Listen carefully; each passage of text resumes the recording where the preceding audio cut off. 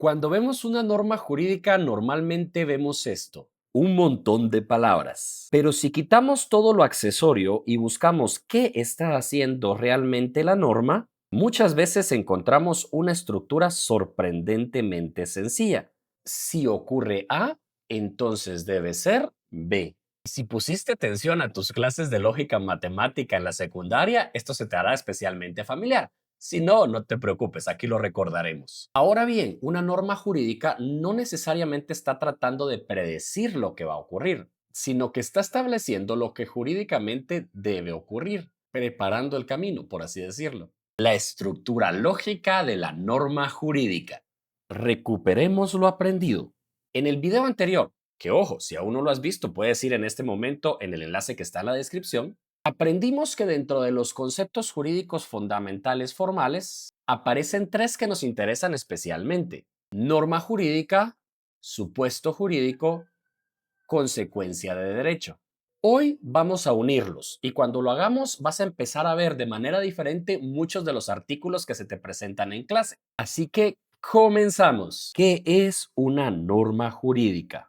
Primero, lo esencial. Necesitamos saber qué estamos desmenuzando o desarmando. Porque, ojo, eso es lo que haremos hoy también, desmenuzar los artículos. Pereira Orozco define la norma jurídica como aquella que, formando parte de un sistema coactivo, organiza la conducta social mediante el establecimiento de derechos y deberes. En otras palabras, la norma jurídica organiza la conducta social a través de los derechos y las obligaciones. Y hace solo unos segundos mencioné una palabra que conviene prestarle especial atención: coactivo, porque estamos hablando de un ordenamiento que está respaldado por la posibilidad de usar la fuerza institucional del Estado. Pero no te atormentes aún por comprender qué es sanción o coacción, ya llegaremos a eso. Por ahora lo más importante es comprender cómo está construida lógicamente la norma. Una norma que persigue algo. Eso sí, ojo, antes de abrir la ley para verla por dentro, es necesario comprender que el derecho no crea leyes simplemente para llenar páginas y páginas de códigos. La finalidad realmente consiste en producir ciertos efectos en la sociedad.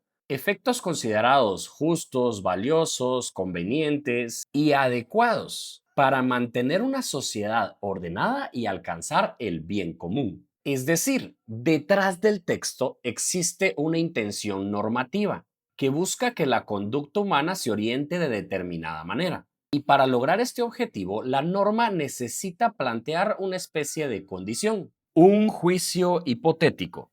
Y aquí llegamos a la idea central del video. Desde este enfoque, la estructura lógica de la norma puede entenderse como un juicio hipotético, que en términos muy sencillos significa que la norma establece una hipótesis. Caemos a lo mismo. Si pasa una situación, entonces debe ocurrir cierta consecuencia jurídica. El supuesto funciona como la condición normativa de un acto de coerción. Y volvemos básicamente a lo mismo. Si ocurre esto, entonces debe darse una consecuencia jurídica. Pero mucho cuidado con la palabra debe. Y aquí viene la parte que te va a evitar muchas confusiones. Yo podría decir, si suelto este objeto, cae. Eso básicamente describe una relación del mundo físico. Pero una norma jurídica funciona de otra manera.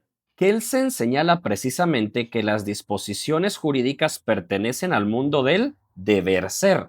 No describen simplemente que una consecuencia ocurrirá físicamente, sino que establecen que jurídicamente debe vincularse determinada consecuencia a determinada hipótesis. Y esa pequeñita palabra, debe, cambia por completo el asunto.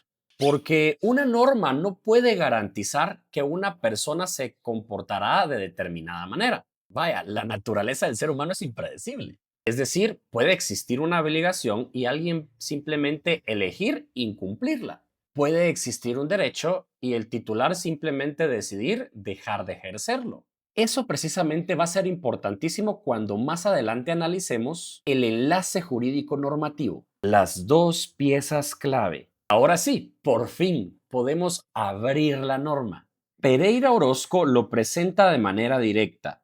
Toda norma jurídica dentro de esta estructura tiene dos partes esenciales: el supuesto jurídico y la consecuencia jurídica o consecuencia de derecho. Y todavía no necesitamos memorizar definiciones complicadas. Veámoslo así. El supuesto es lo que la norma prevé que puede llegar a suceder y la consecuencia es lo que jurídicamente queda vinculado a la realización de esa situación. Veamos funcionando el supuesto y la consecuencia. Retomemos un ejemplo muy sencillo del video anterior: el homicidio. Artículo 123 del Código Penal. Comete homicidio quien diere muerte a alguna persona. Al homicida se le impondrá prisión de 15 a 40 años. Tenemos primero una conducta prevista por la norma: dar muerte a otra persona. Ese es precisamente el escenario hipotético que le interesa al derecho. Es decir, cuando se escribió la norma, no podían adivinar si iba a pasar o no. Estaban suponiendo que podía llegar a pasar. Una hipótesis, un supuesto jurídico. Ahora imagina que ese supuesto deja ser solamente una hipótesis escrita en papel y que lamentablemente alguien de verdad llega a cometerlo. Entonces, jurídicamente se activa la consecuencia establecida por la norma. Es decir, en este ejemplo, la imposición de prisión de X años. Ese es precisamente el esqueleto lógico. Pero ojo, paciencia, todavía no estamos preguntándonos si este supuesto es simple, complejo, dependiente, independiente, sucesivo, simultáneo. Tranquilo, eso viene en un próximo video. Recuerda, suscríbete, deja tu comentario, dale like para que el algoritmo te lo muestre. Una analogía con programación o lógica matemática. Personalmente, desde que empecé a escuchar la explicación del docente, a quien aprovecho a mandarle un saludo de parte de todo el semestre, por ahí me comentó que ha visto los videos, lo primero que se me vino a la mente fue: bueno, esto es como si fuera programación. En programación hay condiciones: if, then, si, entonces, si no. O bien las famosas tablas de verdad que aprendimos en la secundaria, ¿verdad? Conjunción, disyunción, sí, entonces. Que por cierto, esa es una buena oportunidad para decirles a todos aquellos que cuando están estudiando piensan: ¿y para qué me va a servir eso en la vida? Ahí está, para comprender las clases de derecho. Perdón, recuerden que también soy profesor de diversificado y me tenían que desahogar. Pero aterrizando la idea, tanto en programación como en lógica con las tablas de verdad, tenemos caminos marcados que suceden inmediatamente al cumplirse la condición. Entonces la lógica sirve bastante bien para comprender cómo desmenuzamos, por así decirlo, o dividimos en partes los artículos que estamos comprendiendo, tratando de comprender. Pero hay que hacer una salvedad importante. En programación, ¿verdad? Cuando yo tengo un código y le coloco si pasa esto, entonces ocurre aquello, la consecuencia es inmediata. En mis tablas de verdad, igual, ¿verdad? Verdadero más verdadero da verdadero, es inmediato.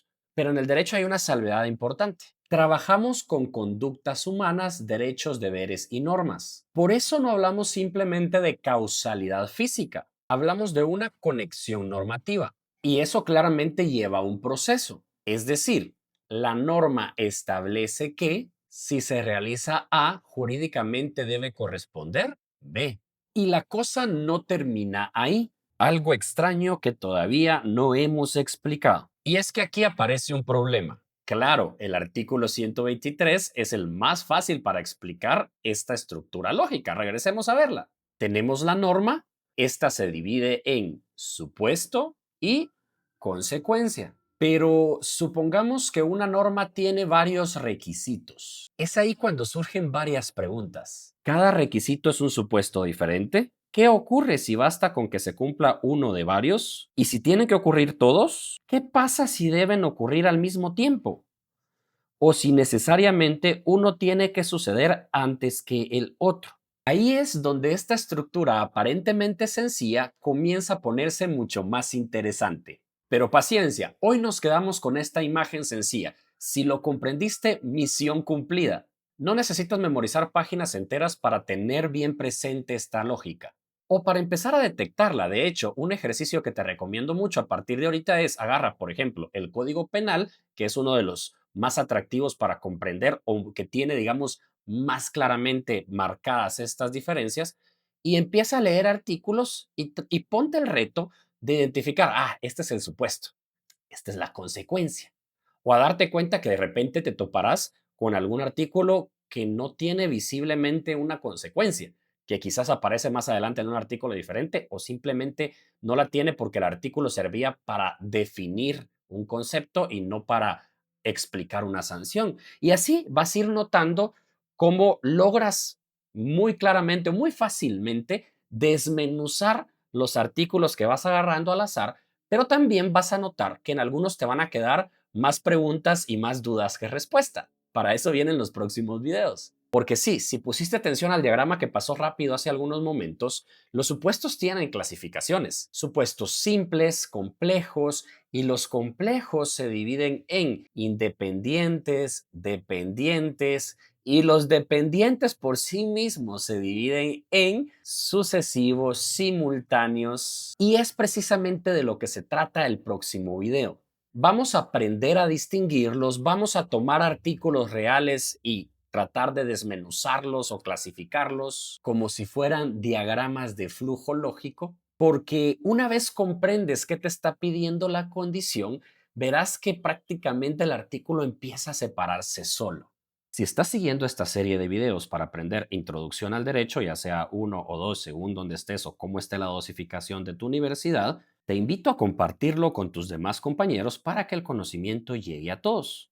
Recuerda que solo soy un estudiante de derecho en Guatemala y que si cometo algún error, puedes dejarlo en los comentarios. No me enojo, al contrario, así construimos juntos el aprendizaje. Acá en las pantallas finales encontrarás el siguiente video, si es que viene del futuro y ya está publicado, o bien más material que puede ser de utilidad en tu aprendizaje. Suscríbete, dale like, activa la campanita y nos vemos en un próximo video.